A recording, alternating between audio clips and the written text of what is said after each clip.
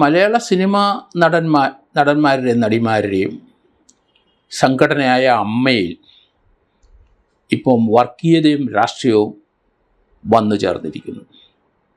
മോഹൻലാലും മമ്മൂട്ടിയൊക്കെ ഉണ്ടായിരുന്ന കാലഘട്ടത്തിൽ അവിടെ ഇങ്ങനെ നമ്മൾ കേട്ടുകേൾവി പോലുമില്ല. അവിടെ മറ്റുമില്ല സെക്ഷൽ അസോൾട്ടുകൾ അങ്ങനെയൊക്കെയുള്ള ചില കാര്യങ്ങളാണ് അവിടെ കേട്ടുകൊണ്ടിരുന്നത്. പക്ഷേ ഇപ്പോൾ അങ്ങനെയല്ല. ഇപ്പോൾ അമ്മയിൽ വർഗീയത വന്നിരിക്കുന്നു, അതുപോലെ രാഷ്ട്രീയവും വന്നിരിക്കുന്നു. വർഗീയതയ്ക്കെതിരായി അവിടെ അമ്മയിലെ 4 നടിമാർ ശബ്ദിച്ചുകൊണ്ട് ഒരു പ്രസ് കോൺഫറൻസും കണ്ടു. ഇന്ന് അൻസിബ ഹസനെതിരായിട്ട് ടിനി ടോമാണ് വർഗീയത പടച്ചുവിട്ടതെന്നാണ് ആരോപണം. ഏതായാലും ഈ 4 നടിമാർക്കും ജാതി രാഷ്ട്രീയ വർഗീയത ഇല്ല എന്ന് അവരുടെ പ്രസ് കോൺഫറൻസിൽ നമുക്ക് മനസ്സിലാവും. അതുകൊണ്ട് ആ 4 പേരെയും ഞാൻ അഭിനന്ദിക്കുകയാണ്.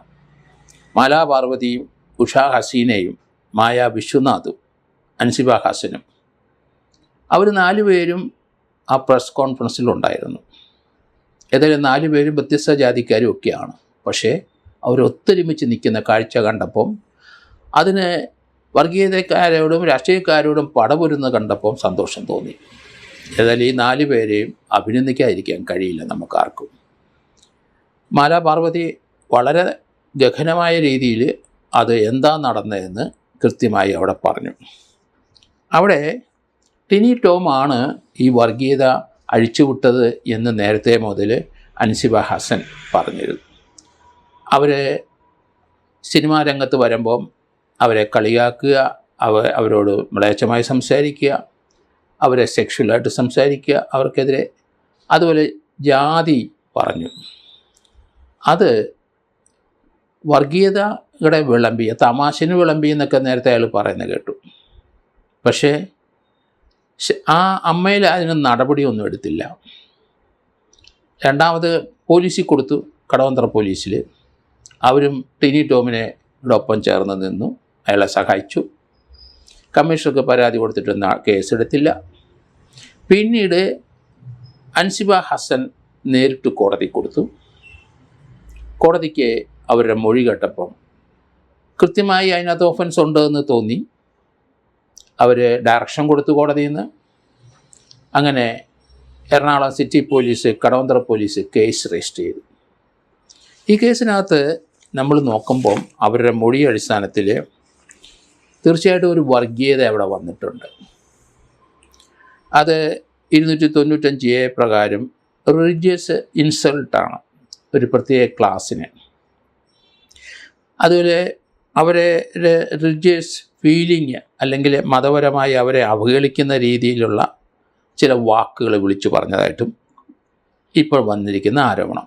അതും 295 IPC ആകാം, അല്ലെങ്കിൽ 299 BNS ആകാം.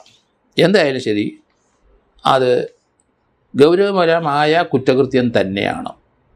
കോടതിക്കത് മനസ്സിലായി, കേസെടുക്കാൻ ഡയറക്ഷൻ കൊടുത്തു. ഇനി തീർച്ചയായിട്ടും ആ വ്യക്തികളെ, ഒരാളുടെ പേരിലാണ് ആരോപണം വന്നതെന്ന് പറഞ്ഞു, അയാളെ സഹായിച്ചവരാരും ഉണ്ടോ ഇല്ലയോ നമുക്ക് ടിനി ടോമിനെ ഏതായാലും അറസ്റ്റ് ചെയ്ത് റിമാൻഡ് ചെയ്യേണ്ടി വരും. അതിന് യാതൊരു മാറ്റവുമില്ല. കാരണം ആ FI സ്റ്റേറ്റ്മെൻറ്റ് നമ്മൾ കണ്ടു, അത് കൃത്യമായ വർഗീയതയാണ്. അതുപോലെ തന്നെ ആ വർഗീയതയ്ക്കെതിരായി ശബ്ദിച്ച 4 നടിമാരുമുണ്ട്, അവരെ സപ്പോർട്ട് ചെയ്യുന്ന കുറേ ആൾക്കാരുമുണ്ട്.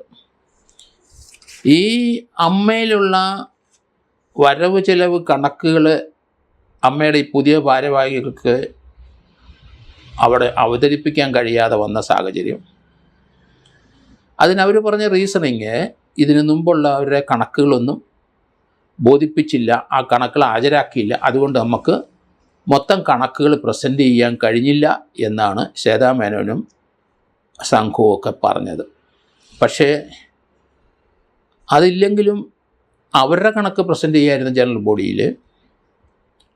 അതിനെ സംബന്ധിച്ച് വലിയ വിമർശനം ജനറൽ ബോഡിയിലും അംഗങ്ങൾ തമ്മിലും ഉണ്ടായി. ഏതായാലും അമ്മയുടെ ഭാരവാഹികൾ ശ്വേതാ മേനോൻ ഉൾപ്പെടെയുള്ളവർ ഒന്നിച്ച് അവിടെ നിന്ന് രാജിവെച്ച് പുറത്തു പോകുന്നുവെന്ന് പറഞ്ഞ്, അതിനുശേഷം അവർ പത്രക്കാരുടെ അടുത്തും പറഞ്ഞു ഞാൻ രാജിവെക്കുകയാണ്, രാജിവെച്ചു എന്ന് പറഞ്ഞു. രാജിവെച്ച് അവർ പുറത്തു പോയി. സാഗർ ജഗദീഷ് ഉൾപ്പെടെയുള്ളവരെല്ലാവരും രമേശ് പിഷാരടിയോട് റിക്വസ്റ്റ് ചെയ്ത് ഒരു അഡ്വക്കേറ്റ് കമ്മിറ്റി ചെയർമാനായിട്ട് ഭാരവാഹികളൊക്കെ അവർ ആ സംഘടന വിട്ടു പോയ സ്ഥിതിക്ക് അമ്മയുടെ സംഘടനയിൽ ഭാരവാഹിത്വം ഇല്ലാതെ വന്നപ്പോൾ ഒരു അഡ്വക്കേറ്റ് കമ്മിറ്റി രൂപീകരിച്ച് അതിൻ്റെ പ്രവർത്തനം മുന്നോട്ട് കൊണ്ടുപോകണം എന്ന് അവർ തീരുമാനിച്ചു. ഏകദേശം 2 ആഴ്ചയോളം രമേശ് പിഷാരടി അതിൻ്റെ അഡ്വക്കേറ്റ് കമ്മിറ്റി ചെയർമാനായി. പക്ഷേ അദ്ദേഹത്തിന് അവിടുത്തെ അമ്മയുടെ ഓഫീസ് റൂമിൻ്റെയോ അവിടുത്തെ ഫയലുകൾ ഇരിക്കുന്നതിൻ്റെയോ ഒന്നും താക്കോലുകളൊന്നും ഏൽപ്പിച്ചില്ല. അത് അവർ കൊടുത്തുമില്ല. രാജിവെച്ച് പോയവരത് അഡ്വക്കേറ്റ് കമ്മിറ്റിയാണെങ്കിൽ അവർക്ക് ഹാജരാക്കണമായിരുന്നു അവരുടെ മുമ്പിൽ. അതിനും തയ്യാറായില്ല. 2 ആഴ്ച കഴിഞ്ഞപ്പം അവർ തിരിച്ചു വന്നിരിക്കുന്നു. താൻ രാജിവെച്ചിട്ടില്ല, അങ്ങനെ പറഞ്ഞിട്ടുമില്ല, പത്രക്കാരുടെ അടുത്തും പറഞ്ഞില്ല. ഇതൊക്കെ ഡിജിറ്റൽ എവിഡൻസ് ഉള്ള കാര്യം അവർക്ക് അറിയാത്തത് എന്താണെന്ന് എനിക്ക് മനസ്സിലാകാത്തത്. അത് തന്നെയല്ല, അവരിപ്പം മുനിസിപ്പൽ കോടതിയിൽ പോയിട്ട് ഒരു സ്റ്റേ ഓർഡർ വാങ്ങിച്ചു. അഡ്വക്കേറ്റ് കമ്മിറ്റി പ്രവർത്തിക്കാൻ പാടില്ല. ഏതായാലും രമേശ് പിഷാരടി അവിടുന്ന് രാജിവെച്ച് ഇറങ്ങി ഓടി എന്നാണ് ഇപ്പം പറയുന്നത്. അദ്ദേഹത്തിന് വേറെ പണിയുണ്ട്. അദ്ദേഹം കോൺഗ്രസ് MLA ആണ്. പാലക്കാട് ധാരാളം വർക്കുണ്ട്. അമ്മയുടെ സിനിമാ അഭിനയമോ ഒന്നും ഇനി കാര്യമായിട്ട് നടക്കില്ല. അമ്മയുടെ ഭാരവാഹിത്വം ഒന്നും വഹിച്ചുകൊണ്ട് നടക്കുന്നത് ശരിയല്ല. അദ്ദേഹത്തിന് എടുപ്പത് ജോലി വേറെയുണ്ട്. പൊതുജനങ്ങളുടെ കാര്യം നോക്കാനുണ്ട്. അദ്ദേഹം ഇപ്പോൾ MLA ആണ്. അതുകൊണ്ട് ആ കാര്യം ശ്രദ്ധിക്കണം. അദ്ദേഹത്തിനെ തിരഞ്ഞെടുത്ത് അസംബ്ലിയിലേക്ക് അയച്ചിരിക്കുകയാണ്. ഏതായാലും ഈ അഡ്വക്കേറ്റ് കമ്മിറ്റിയിലോ അമ്മയുടെ പ്രവർത്തനത്തിലോ താൻ ഇനി വരുന്നില്ല എന്ന് ശപഥം ചെയ്തു എന്ന് പറയുന്നുണ്ട്. എന്തായാലും നല്ല കാര്യം. ഇപ്പം ശ്വേതാ മേനോനും മറ്റവരും കണ്ടിന്യൂ ചെയ്യാനായിട്ട് മുനിസിപ്പൽ കോടതിയിൽ നിന്ന് ഒരു ഓർഡർ, അത് നിലനിൽക്കുമോ ഇല്ലയോ എന്നറിയില്ല. കാരണം അവർ രാജിവെച്ച് അവിടുന്ന് ഓടിപ്പോയവരാണ്. പിന്നെ എങ്ങനെയാണ് കോടതിയിൽ പോയി കോടതിയെ തെറ്റിദ്ധരിപ്പിച്ചിട്ട് ഒരു സ്റ്റേ, അഡ്വക്കേറ്റ് കമ്മിറ്റി പ്രവർത്തിക്കാൻ പാടില്ല എന്നൊരു സ്റ്റേ കൊണ്ടുവരുന്നത് എനിക്ക് മനസ്സിലാകുന്നില്ല. ഏതായാലും അതിൻ്റെ പുറകെ പിഷാരടിയോ മറ്റാരും പോകുന്നില്ല. ഇനി വല്ലോ അമ്മയുടെ ഭാരവാഹികൾ എതിർചേരിയുള്ളവർ ഇവർക്കെതിരായിട്ട് പോകുന്നുണ്ടോ ഇല്ലെന്ന് അറിയില്ല.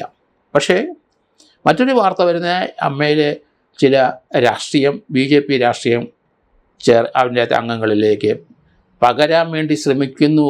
ഒരു പഴയ കോൺഗ്രസ് നേതാവ് അദാനിയിൽ നിന്ന് 15 കോടി രൂപ ആ കാര്യത്തിന് ലഭിക്കും എന്ന് പറഞ്ഞതായിട്ടുള്ള വാർത്തകളും വരുന്നുണ്ട്. എന്തായാലും പൊതുവേ അമ്മയുടെ പ്രവർത്തനം മലിനസമാണ്. അത് അമ്മ പിരിച്ചുവിടുന്നതായിരിക്കും നല്ലത്. കാരണം മലയാള സിനിമ നടിമാരും വളരെ നല്ല രീതിയിൽ അവർ ആലോചിച്ചുറച്ചൊരു സംഘടന ഉണ്ടാക്കിയതാണ്. അപ്പോൾ ആ സംഘടനയിൽ ഈ രീതിയിൽ ചീഞ്ഞതായ പ്രവർത്തനങ്ങൾ ധാരാളം ഇപ്പോൾ പുറത്തേക്ക് വന്നുകൊണ്ടിരിക്കുന്നു. ഇതിന് നേതൃത്വം ഏറ്റെടുക്കാൻ പലർക്കും മടിയാണിപ്പം.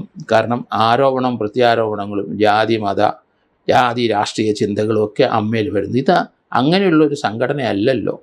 ഇത് മലയാള സിനിമ നടന്മാരും നടിമാരും അവർ തുടങ്ങിയ ഒരു സംഘടനയല്ലേ. ആ കാര്യങ്ങളല്ലേ അവർ നടത്തേണ്ടത്.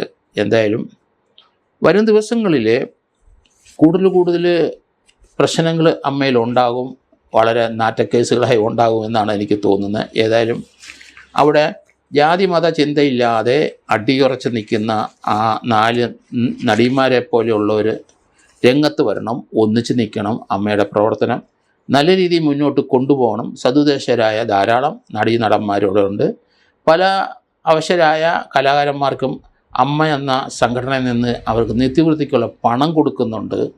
അതുകൊണ്ട് അമ്മ നിലനിൽക്കണം. ആ കാര്യത്തിൽ അതിന് ഇതുപോലെ രാഷ്ട്രീയ മത ജാതി ചിന്തയില്ലാതെ നല്ലൊരു ഉത്തരവാദിത്തമുള്ള ജാതിമത ചിന്ത ഒട്ടും മനസ്സിലോട്ട് കയറാത്ത ഭാരവാഹികൾ വന്ന് അമ്മയെ മുന്നോട്ട് നയിക്കട്ടെ എന്ന് ആശംസിക്കുന്നു.